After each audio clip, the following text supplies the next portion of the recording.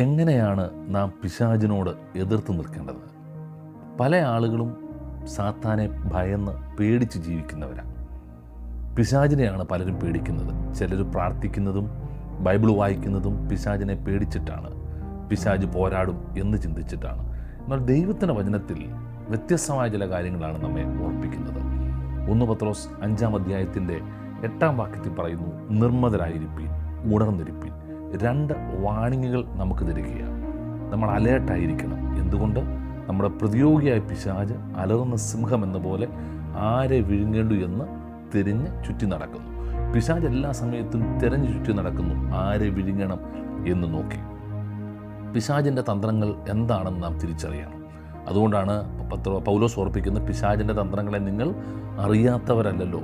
മറ്റൊരു ഭാഗത്ത് എഫേസ്യർ 4:27 പറയുന്നു, പിശാചിന് ഇടം കൊടുക്കരുത്. നമ്മുടെ ചിന്തയിലും പ്രവൃത്തിയിലും വാക്കുകളിലും പിശാചിന് ഇടം കൊടുത്താൽ പല സമയത്തും പിശാചായിരിക്കും പിന്നെ നമ്മെ നയിക്കുന്നത്.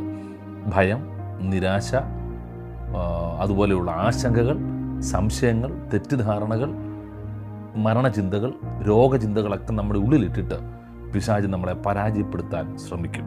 ഒരു തിരിച്ചറിവ് നമുക്ക് എപ്പോഴും ഉണ്ടാകണം. നാം പിശാചിടുന്ന ഇത്തരം തന്ത്രങ്ങളിൽ വീണു പോകരുത്, നിരാശപ്പെട്ടു പോകരുത്. നിരാശയും ഭയവും നിങ്ങളെ കീഴടക്കി കളയരുത്.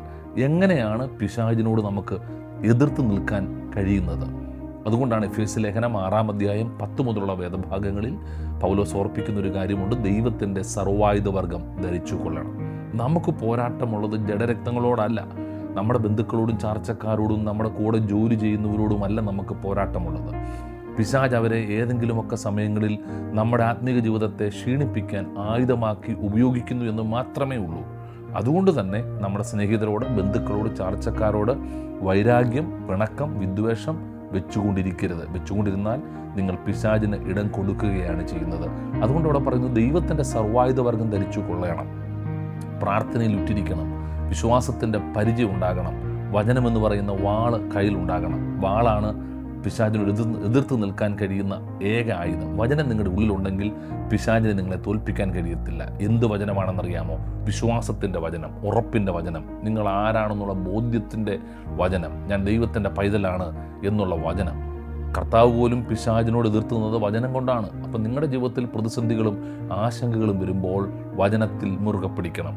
എങ്ങനെ? ദീർഘായുസ് കൊണ്ട് അവൻ എനിക്ക് തൃപ്തി വരുത്തും, ഞാനത് വിശ്വസിക്കുന്നു, എൻ്റെ കാല് കല്ലിനോട് തട്ടിപ്പോകാതെ വണ്ണം അവനെ പരിപാലിക്കും. ഇങ്ങനെയുള്ള വചനങ്ങൾ നിങ്ങളെ ബലപ്പെടുത്തുമ്പോൾ പിശാച് നിങ്ങളെ പരാജയപ്പെടുത്താൻ കഴിയത്തില്ല. നിങ്ങൾ പിശാചിൻ്റെ തന്ത്രങ്ങളെ പരാജയപ്പെടുത്തും. യാക്കോബ് അപ്പോസ്തലനോട് ചോദിക്കാമെങ്കിൽ അദ്ദേഹം പറയുന്നൊരു കാര്യമുണ്ട്.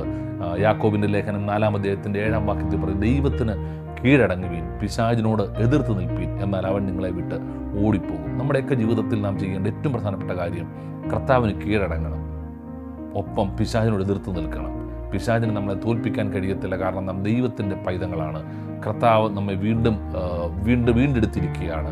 അവൻ്റെ രക്തത്താൽ നമ്മളെ വീണ്ടും ജനനം നമുക്ക് തന്നിരിക്കുകയാണ്. അതുകൊണ്ട് ഹു ആം ഐ, ഞാൻ ആരാണെന്നുള്ള ബോധ്യത്തിൽ നമ്മൾ പറയണം, പിശാചിനെ തൊടാൻ കഴിയത്തില്ല, കാരണം ഞാൻ ദൈവത്തിൻ്റെ പൈതലാണ്. ആ ഒരു ബോധ്യം നിങ്ങൾക്കുണ്ടാകണം. ഒന്ന് ഞാൻ പറഞ്ഞ ദൈവത്തിൻ്റെ സർവായുധവർഗം നമുക്കുണ്ടാകണം.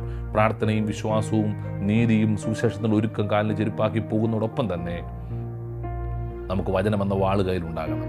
മാത്രമല്ല, റെസിസ്റ്റ് ഡെവിൾ, ദൈവത്തിന് കീഴടങ്ങി പിശാചിനോട് എതിർത്ത് നിൽക്കുകയും ചെയ്യണം. 3-ാമത്തെ കാര്യം പത്രോസിന്റെ ലേഖനം 5-ാം അധ്യായത്തിൻ്റെ 8-ാം വാക്യത്തിൽ പറയുന്നു, വിശ്വാസത്തിൽ സ്ഥിരതയുള്ളവരായി അവനോട് എതിർത്ത് നിൽക്കണം. പല സമയങ്ങളിലും ചിലരെങ്കിലും കൊണ്ട് വിശ്വാസത്തിൽ ക്ഷീണിച്ചു പോകുന്നവർ, പിന്മാറിപ്പോകുന്നവർ ഇല്ല. വിശ്വാസത്തിൽ സ്ഥിരതയോടെ നാം ധൈര്യത്തോടെ എതിർത്ത് നിൽക്കണം. വിശ്വാസത്തിൽ സ്ഥിരത ഉണ്ടെങ്കിൽ നമുക്ക് പിശാചിനോട് എതിർത്ത് നിൽക്കാൻ, പിന്മാറ്റത്തിലേക്ക് പോകരുത്. 2 ദിവസം കർത്താവിനോട് ചേർന്ന് യാത്ര ചെയ്യുന്നു, പിന്നെ പിന്മാറി നിരാശപ്പെട്ടു പോകുന്നു ഇല്ല. ആ സ്റ്റെഡ് ഫാസ്റ്റ്നെസ്, വിശ്വാസമുള്ള സ്ഥിരത നിങ്ങളെ ധൈര്യപ്പെടുത്തും. പിശാചിനെ നിങ്ങളെ തൊടുവാൻ കഴിയത്തില്ല. ധൈര്യത്തോടെ നിങ്ങൾ ഡിക്ലെയർ ചെയ്യണം, ഞാൻ ദൈവത്തിൻ്റെ പൈതലാണ്, പിശാചിനെ തൊടുവാൻ കഴിയത്തില്ല. ഇന്ന് നിങ്ങൾ വിളിച്ചു പറയണം, ഞാൻ യേശുവിൻ്റെ പൈതലാണ്. പിശാച് നീ തരുന്ന നിരാശപ്പെടുന്ന ചിന്തകൾ, ഭയത്തിൻ്റെ ചിന്തകൾക്ക് എന്നെ കീഴ്പ്പെടുത്താൻ കഴിയത്തില്ല, കാരണം എൻ്റെ കർത്താവിൻ്റെ കൂടെയുണ്ട്. ഞാൻ വിശ്വസിക്കുന്നു, അവനാണ് എൻ്റെ രക്ഷകൻ, അവനാണ് എൻ്റെ നായകൻ, അവനാണ് എൻ്റെ കരം പിടിക്കുന്നത്. ഈ ബോധ്യം നിങ്ങളുടെ ഉള്ളിലുണ്ടാകട്ടെ. വിശ്വാസത്തോടെ മുന്നോട്ട് പോകാം. God bless you.